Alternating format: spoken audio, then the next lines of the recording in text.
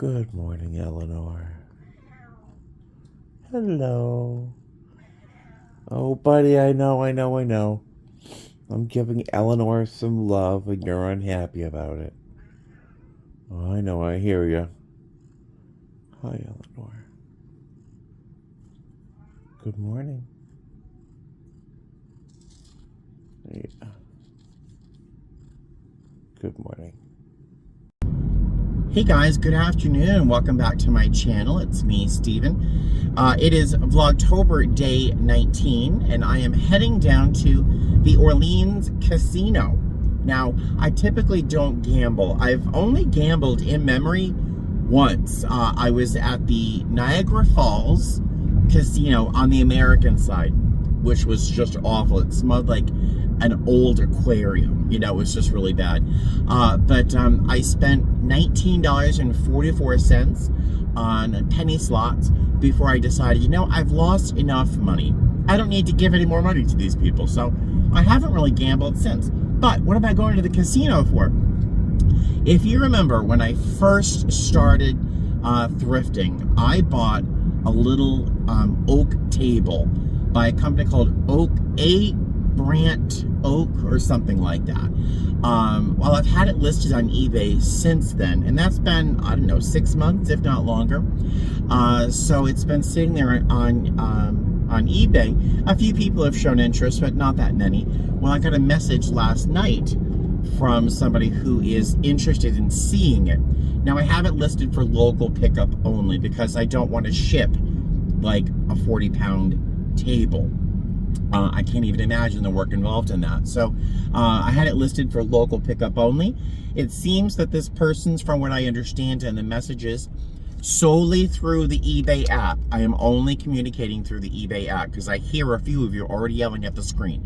From what I understand, this person, Jill, is at a conference, and there are conferences currently being held at the Orleans Casino. So they wanted to see if they could look at it in person. I said, sure, it's easy enough to throw in the back of the car. So I'm going to drive it over.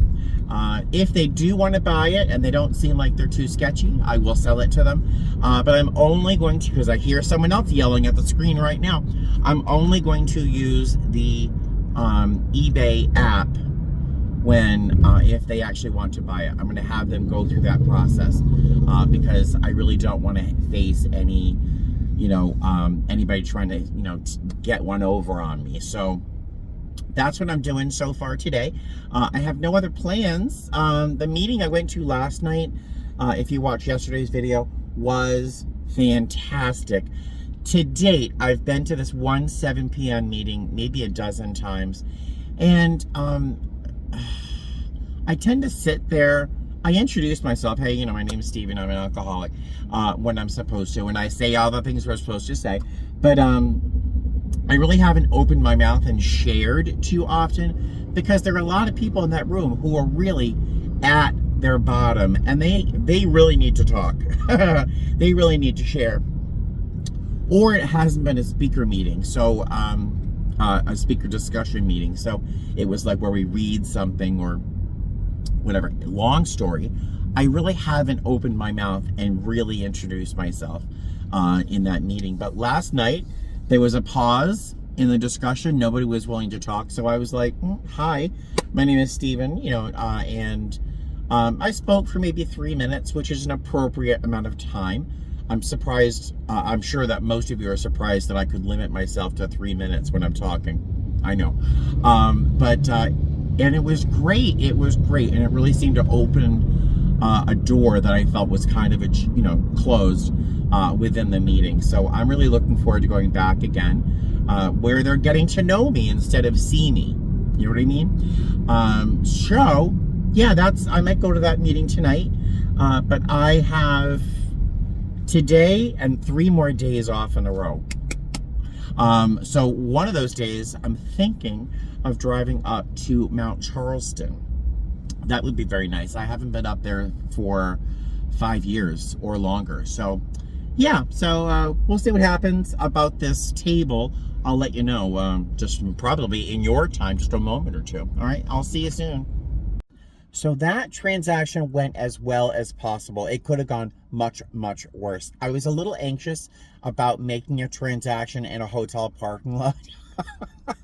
I'm sure other transactions have happened there that weren't as smooth nor as wholesome, you could say. But yeah, so I was a little anxious about making a transaction like that after having seen my friend Randy go through some situations where people were trying to scam her, usually through Facebook Messenger or Facebook Marketplace. But so yeah, I met Jill, who I've been speaking with on the app, at the parking lot at the hotel there at 1 o'clock. And I met her and her husband there, and we walked over to the car. They took a look at it. The piece I had a little bit of damage on the top, but she said, oh, I just put something on top of that, so no problem. The big selling point for my piece versus other pieces was that the drawer that was in the thing comes out either side of the table, and both ends had little knobs where other ones didn't, and didn't come out both sides. So my piece had a little bit of an extra special sauce apparently, but they were very, very happy with the piece. They asked how much did I want for it. I said I had listed it for $450 originally, but no one really showed much interest for a local pickup, so I had reduced it to $300. I think they were very excited because I think they would have paid, I honestly think they would have paid $450, but so I said, hey, great. They said, well, take it. I said, I'd be more comfortable if we did this through the messenger, through the eBay app itself. And he said, instead, the husband said, oh, I didn't tell you. So I was a little anxious about meeting these people in the parking lot, right? Well, when they come out, they're there for a law enforcement conference, and they're wearing all of their law enforcement stuff. So I was put at ease after that. But he said, you know, how about I just give you cash, and then maybe you could end the listing. And I kind of felt bad for about half a second because, you know, I would have, eBay would have received, I don't know, $30, something like that. They would have received a part of the payment that I received. But when you're reselling, many people list things. They cross-list one item across multiple platforms: eBay, Etsy, Poshmark, Facebook Marketplace, Mercari, whatnot. And so they list them across a spectrum of platforms, and wherever they sell, they just end the sale on the other platforms. So I don't feel too bad about it, but this is the reason I don't feel too bad. Look, hello, $300 in cash. Do you remember how much I paid for that table? I paid $4.99 for that table, and haha. Oh, I'm so excited. Oh wait, did I show you what the table looks like? Some of you don't remember what the table looks like. I'm gonna insert a photo of the picture that I saw of the table that I sold. So here, this is the table. It's a cool table, but it's a very specific look. So apparently, the story goes that Jill is an English woman. She met her husband in London, where she lived. They were both in law enforcement, apparently. He was living there at the time. But then COVID struck, and after COVID struck and they were able to move, they moved to the States here. She had already ironed out her green card, good timing on her part. And they bought a place in Texas right near the Oklahoma Panhandle. And apparently the house they bought was a log cabin. And so she wanted to embrace the whole log cabin thing. And so she was looking for pieces of furniture by this company called A. Brandt Ranch Oak. The company made furniture back in like the 30s, 40s, 50s. I think up until the 80s. And it was all made in Texas from like regional oak or something. So she had been furnishing her whole house with this brand. And in the van that they had right there, they were driving back to Texas. They had a coffee table and a magazine rack in the car. And now they had my table too. So she is furnishing her whole place in this ranch oak. We had the best conversation, about furnishing the house according to the style the house was built. And I was telling her how I originally wanted my 1980s condo to look more mid-century Scandinavian, minimalist. And if you know me, I'm all about chaos. And so I've been embracing this like late 70s, early 80s kind of genre. And we just had a couple laughs about, you know, embracing the house's bones instead of superimposing our will on the house. Does that make any sense to you at all? It's probably not, you know, enriching your life, this whole line of thought. So I'll stop on that. But it went really, really well. And I have $300 in cash. So I went and bought myself some Mickey D's. I bought a Big Mac and a soda for lunch. And I'm going to put the rest into my credit card. I'm going to pay this towards a credit card. This could take care of completely what I owe on my Bank of America credit card. I do still owe like $1,500 on my on another credit card. So the C on it. I forget the name of the credit card. But I was going to put it towards my savings. But then I figured, you know, let's put it towards a credit card. Let's knock some of that out. And then also, you know, reduce the amount of interest I'm paying on said credit. So that's what I planned on doing. And yeah, so yay, $300 off a $5 investment. Can you beat it? This is very much like my wine decanter. Do you remember that? That was $10 at Goodwill, and I sold that sucker for $500. So very, very excited. So I drove over to Sunset Park here, which is not very far from my house. I figured it's a beautiful day. It's probably the mid 80s. It's gorgeous. And so I figured I'd go for a little bit of a walk, get out of the house, help my lungs clear up. The cats have really been bothering my chest. So I figured I'd take a little walk, and then, I don't know, I might go to a meeting tonight at 7. It's only 2:30 now, so I don't know. We'll see what happens, but let's go for a little bit of a walk, shall we?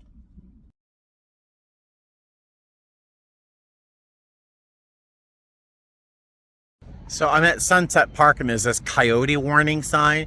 It says, should you come in contact with a coyote, follow these suggestions. Don't run from the coyote. Do not approach it. Face it, wave your arms slowly, and speak in a loud voice. Do not crouch or bend over. I don't know why you would do that. Do all you can to appear larger. Back away slowly, giving the coyote a chance to escape. Maintain eye contact. Fight back if attacked. Very much how you'd handle my ex-husband. But I find that funny. Like, who's going to crouch down? Oh, like, come here, little boy. I don't know. That's not how I would handle a coyote. But it's a gorgeous, gorgeous day. Look at this. Look at this. Isn't it beautiful? So this is one of a few natural dunes that have been preserved in this park. There's a couple of them, but apparently this whole section before man arrived was full of dunes and not condos. So they have these things built up, this little stone walls built up with lots of educational information regarding some of the animals and plants. But it's a nice, beautiful, beautiful walk here. These are all tumbleweeds, these things right here. Gorgeous day. Do you see the little chipmunk on top of that little wall right there? See him? Is he gonna move? Oh, he's standing up. What a cutie. Let's see if I can get him. Oh, look at him. Look at him. Look at me standing up. Whoop. I can't move. I'm at 10 times zoom. Oh, what a cutie. He's gone. Do you see the pheasant? Look at that. Oops, look at him or her. Oh, there's another one over there. Wait, I can't get my camera over there. Look at that one. And there's another one. And another one. Oh, how cute are they? How cute are they? Are those partridges or are those quail? I don't know. So cute. I think those were quail. I think pheasant are in the woods. I don't know, but so cute. And there is a yellow plane in a blue sky. I still think that airline has the prettiest airplane livery. I might be partial to it, but I still think it's very pretty. A bright yellow plane flying across a sky that's just so brilliant and blue. Oh, I love that livery. I hope it never changes. Do you see the rabbit? Look at the rabbit. Oh, I want a rabbit. And then, oh, there's another rabbit right there. Look. And then more quail. Goodness. Hi, guys. Oop, sorry. How sweet are they? I don't want to disturb them. I'm leaving. You guys hang out, chill out. Bye. And there's another one of those little, it's not a chipmunk. I don't know what it is, but oh, look at it go. I'm at the edge of the park. There's some residential areas right behind there, but I just came upon this section here, which looks like it was a controlled burn. You can see all the burnt wood, but if you look, those shrubs aren't really shrubs. They're actually regrowth from the trees, and you can see right over there, that was originally burnt and has regrown quite a bit. But then they've really totally destroyed this whole section over here. I wonder what sort of management and why they're doing this. There is a parasitic plant that I'll try to show you that grows, that looks like mistletoe on the branches, that seems to almost kill the plants. I wonder if this is their way to try to control the parasite. But yeah, it's kind of disconcerting to see all this, and it must have been terrifying for the people who live right there. Yeah, see this tree? The densest parts there are these big clumps of a parasitic plant that looks very much like I think mistletoe looks like. So this is slowly killing the tree, as you can see by all the bare branches. But I wonder if that burning was a way to control this parasite. Oh, look, a roadrunner. Look, look, look. Wait, where are you? See him? Look, that's a roadrunner. Right there. There's another one over there. Huh. I was just gonna say, it's so weird I haven't seen a roadrunner. Do you see him? I'm not sure if he's even in my frame, I can't see. I am so excited. Hi, honey. I love roadrunners. Hi. Doesn't look too upset.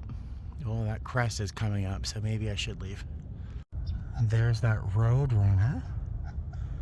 And there's a quail or whatever it is over there too. A lot of wildlife. Look at the roadrunner. I love roadrunners. Oh, I'm so pleased I got to see a roadrunner. I love roadrunners. They're like the coolest birds. And if you remember the Roadrunner, the cartoon, boy, those birds, they really do move that fast. They move so fast. But yeah, I'm so excited. I just love roadrunners. This is a sad example as to a parasitic plant killing its host. You can see the big clumps of bronze foliage. That is the parasite itself. There's just a couple leaves left of the original plant living up there. There's the parasite is still fairly green down near the trunk, where there's probably still some, residual nourishment or something. But that's an example of how that plant has been killed by the parasite. Then it would just kind of move over to the next tree. But that's probably why they had that stuff burnt. Do you see the size of that rabbit? Wait. Am I showing you the rabbit? Yeah, it just ran into my frame. It's like the size of a small dog. Oh, bye. Oh my God, do you see the size of that rabbit? It was like the size of a small dog. That was a huge rabbit. Its ears were like gigantic. Crazy. There's a lot of wildlife out here. Oh, that rabbit was huge. It was like when it was loping along, it looked like it was moving like a horse. Crazy. It's a big ass rabbit. Can you see that little movement in that little shrub there? That little, whatever it is, a chipmunk or something. He just jumped up into that little shrub and is nibbling on little teeny baby leaves. Oh gosh, that's, bless you. Thank you. That sneeze just scared the hell out of me. But look at how cute is he? And there's my little baby Shimi. So excited to see her, mostly because there's a bottle of water in there for me. Very happy. And before heading home to give the cats their afternoon treats, I thought I would stop over here by this little man-made lake. You can see by the airplane flying very low, it's right next to the airport. But it's a little man-made lake. And there's an assortment of ducks, as you can see over here. There's some beige ones, some mallards, some white ducks. They're all very pretty. Often you'll see people fishing. There's actually a couple people over there in that little pier fishing. Yeah, really pretty. I don't know if I would ever eat fish that came out of this thing, but yeah. So very, very pretty. Now it's time to go home to my cats. The cats are fascinated by these pigeons outside the door.